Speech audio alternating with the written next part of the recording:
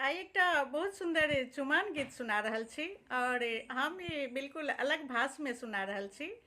तऽ कनि सुनियौ और नीक लागत तऽ कनि कमेंट करबै। छाली मनोरथ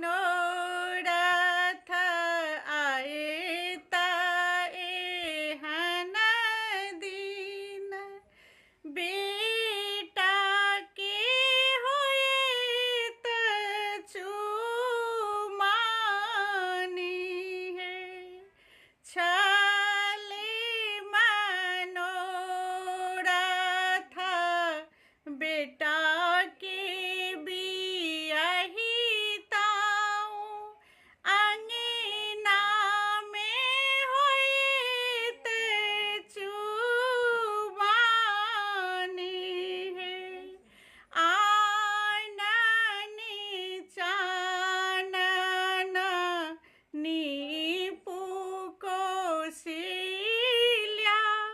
गजी मोती अहि पने देली है।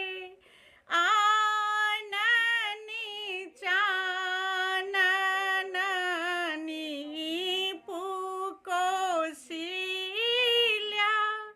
गजी मोती अहि पने पुरानी है। छाली मनोरथ आयला एहन दिन, आयला एहन दिन है।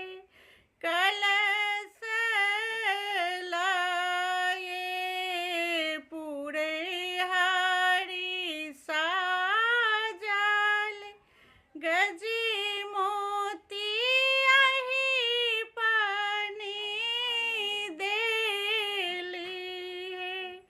अली से कलसी लाए पूरी हरि साजल, गजी मोती अहि पनि पुरानी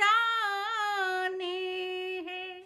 छाली मनोरथ बेटा के